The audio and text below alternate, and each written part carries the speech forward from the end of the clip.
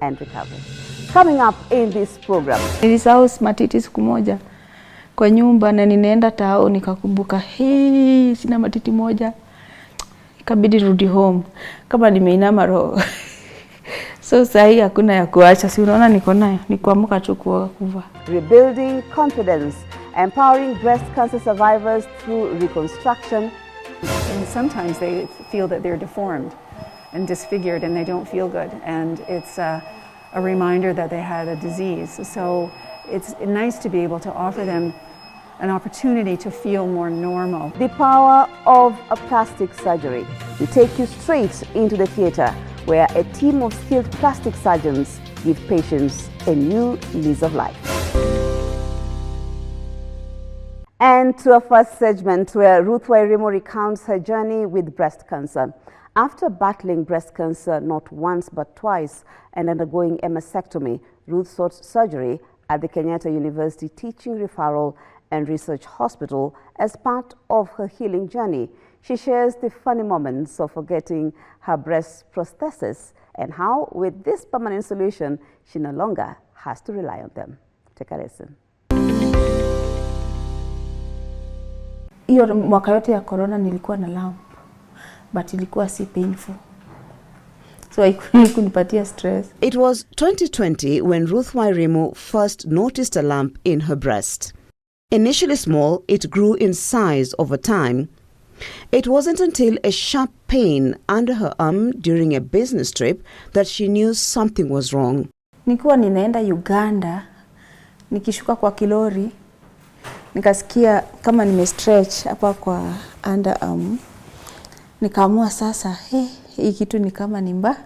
Hii kitu nasikianga hapa ni kama ni mbaya. Bona nimesikia hapa kwa kopa. That is when nikapigia daktari wangu vile nilifika Kenya. Akaniambia nikimbie, mimi naye nikakimbia. So vile niambia nitoe nguo, hata hakunificha, niambia Ruth, vile hiyo nipo yako inakaa kansa. So lakini wacha tusiseme juu ni kitu iko ndani, nikutume mahali. Akanituma Nairobi Hospital. Nikaenda wakanifanyia FNA na FNA ni fine needle assessment. Wanadunga kashindano, wanatoa tu maji, wanaenda kupima, waangalia kama iko na cells za cancer. Tests soon confirmed what Ruth had feared: advanced breast cancer that required urgent surgery. Nikarudisha results, so wakakuta kweli ikuwa nayo. With 21 rounds of radiotherapy and 8 cycles of chemotherapy, the treatments seemed to work. 6 months later, however, Ruth discovered a lump in the other breast. Siku moja nikawa nimebaki kwa nyumba peke yangu, nikatoka kwa bafu bila nguo. Nikaenda nikaangusha, nikaangalia hiyo matiti. Nikaona imeanza kuwa kama hii nyingine nipo imeretract. Fearing the worst, she rushed to her doctor for an MRI and CT scan. The doctors reassured her that it wasn't cancer, easing her worries for a moment. Kaniambia acha tukupe 6 months, uende ukisikia inakuwa ukuje. Sikuwa isikia inakuwa. 6 months ikaisha. Nikasema lakini mimi nilikuwa najipea nguvu. Si alisema sina. Si nimepimwa na nimesemekana sina, so nikaamua si kitu, nikaendelea na life. The second round of chemotherapy was much harder than the first. Ruth's fighting spirit, once so strong, began to wane as the treatment took a toll on her body. Hizi 6 ndio zilikuwa kizungumkuti.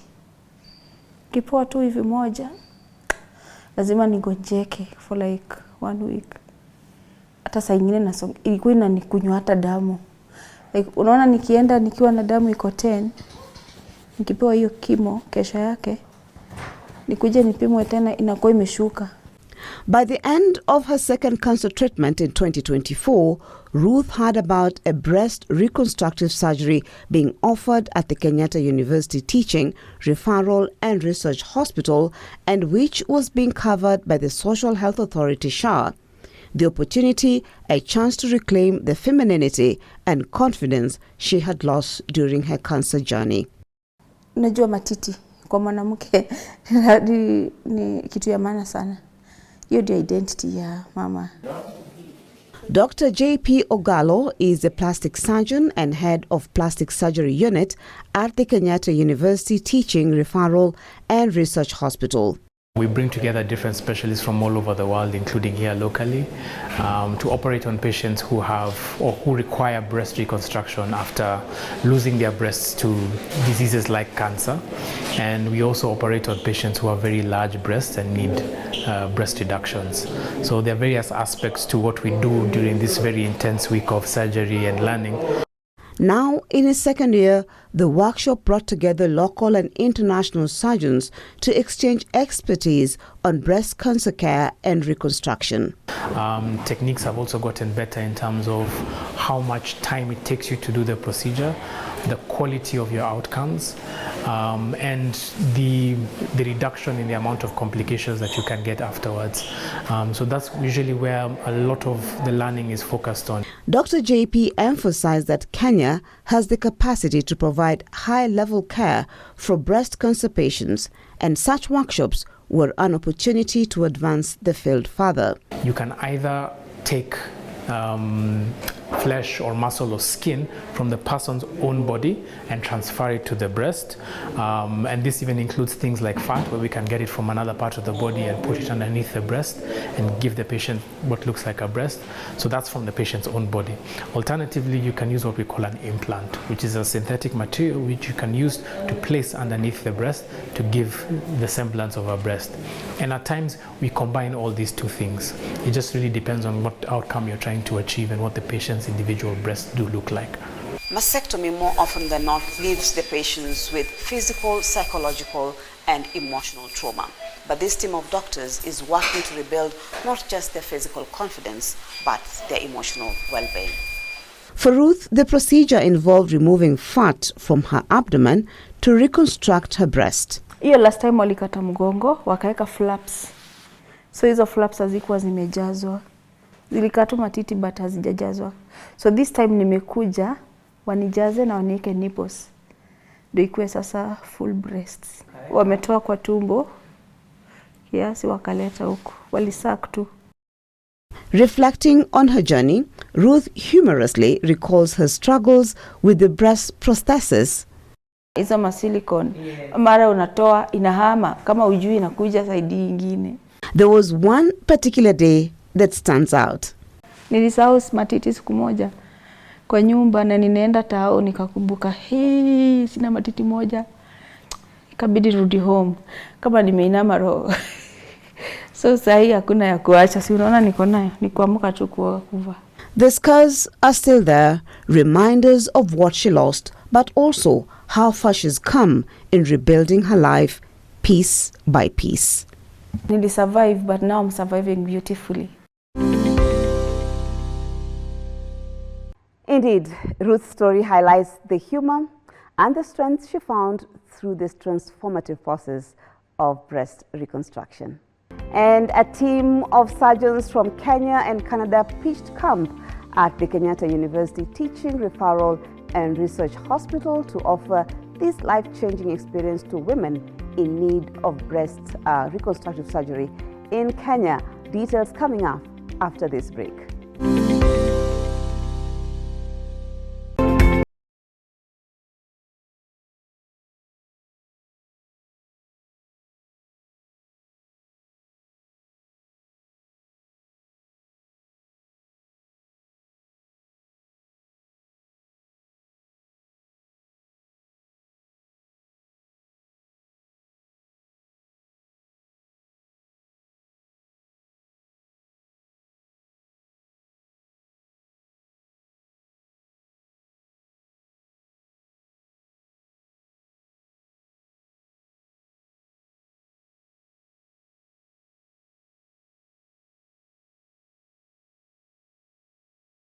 Dr. Nancy Van Leken, a breast reconstructive surgeon from Canada, has dedicated her career to helping women regain their confidence and sense of self after mastectomy, a surgery that removes all breast tissue from a breast often done to treat or prevent breast cancer. during a breast reconstruction medical camp at the Kenyatta University Teaching and Referral Hospital in Nairobi. Well, it's incredibly important for the women for their quality of life. And the quality of life of the women is not only the women, but it's their children, their husband, their family. It's a devastating diagnosis, and women feel, and sometimes they feel that they're deformed and disfigured and they don't feel good. And it's a reminder that they had a disease. So it's nice to be able to offer them an opportunity to feel more normal. You know, it's a multifaceted issue. It's one of access and resources, and it's one of knowledge. Reconstruction involves taking skin, fat, and sometimes muscle from areas like the abdomen, thighs, or back and using it to rebuild the breast. I have a lot of experience in breast reconstruction using the patient's own tissue. And the tissue can come from the tummy, so bonus, they get a tummy tuck at the same time. If they don't have a tummy or if there are scars on their tummy, we can take tissue from the back as well. And that allows for a very natural feeling breast to be created from the women's own tissue. In some areas, the women are offered implant-based reconstruction. That's often a multi-staged operation. And the implants are not always as comfortable or as natural feeling as the patient's own tissue. But in those circumstances where the women choose an implant, it's because maybe they don't have a tummy or they're very slender. So the only option is providing something artificial or foreign to them. Sometimes it's as simple as operating on the opposite breast to make it smaller, because if they have a mastectomy and their other breast is very large, then they're imbalanced, and it's simple to make that one smaller. They may not care about this one, but at least they don't have back pain, neck pain, shoulder pain associated with the asymmetry. So we have to talk about what's practical for each patient. Well, these kind of surgeries requires collaboration between the general surgeons who do the mastectomy and the plastic surgeon that do the reconstruction. The camp was also an opportunity for expertise exchange. In Canada and in some places in the world, we have the ability to do the reconstruction the same day as the mastectomy. So the patient never has to live with the deformity. I see here the patients to date have not been offered the reconstruction the same day as the mastectomy, and I think that's something that will come. But I think the first thing, which is what we had to do in Canada, was let people know, patients know that they were candidates for the surgery. And some of that is educating the general surgeons to offer it to the patient. Say, I'm sorry, I have to do a mastectomy, but go see Dr. Van Laken, she'll talk to you about a reconstruction. And I've met some wonderful general surgeons in this hospital who are very motivated to try to make that happen. And it's not only reconstruction for breast cancer survivor that was done. For this particular case, Dr. Van Laken had to remove breast implants from the patient after it caused her discomfort. So in this case, we've removed the implants, we've removed the scar tissue around it, and we're just about to start the more reconstructive component of it, which is repositioning the gland, removing the extra skin, and bringing the breasts up so that they are more comfortable and more aesthetic for her. And then the other procedures that we do to improve the outcome of the reconstruction are things like lipofilling. So you aspirate fat from somewhere in the body and you inject it into the area where the breast used to be to improve the shape. And the one thing that we've been focusing on this meeting as well is the nipple reconstruction, because the nipple needs to be removed in many cases when there's cancer. So creating the breast mound is one step, but the finishing touches is to do the nipple. So we've gone over nipple reconstruction as well, and it was very exciting because they had not seen it done before. So it was kind of fun to show them something that is new to them. Now I know when I leave, the patients that we've made the breasts for will now be able to have their nipple done by them in 6 months. Another condition is gigantomastia, which causes abnormal breast enlargement in men and women. This enormous breast growth can occur during puberty, pregnancy, or when taking certain drugs. The condition causes breast and back pain, posture issues, and can lead to infection and even nerve injury. So it's a very difficult situation for women to manage, and they don't get to choose that. So depending on your genetics or your body habitus, and depending what age you are, your breasts may become very, very large. And when they're very large, they're very heavy, and they're very uncomfortable, and they produce shoulder pain, back pain, headache. Women won't exercise because they can't move comfortably. They get infections underneath where the breasts are hanging over, and they just don't have a very good quality of life. And so they have the opportunity to have the breasts reduced to a size where they can actually exercise. They can stay fit and healthy, and they can do activities, and they're not restricted physically by that. So we've done a number of those, and there's many different ways to do that operation, depending on the size and the shape of the breast, the age of the patient, and those kind of things. The Nairobi Breast Reconstruction Surgery is an annual event, so be sure to find out when the next meeting will be. And so on Good Practice today, we just want to give you some of the best tips that you can actually look out for in case you're looking for a facility for yourself. Breast reconstruction offers both physical and psychological benefits for individuals who have undergone a mastectomy or other breast surgeries.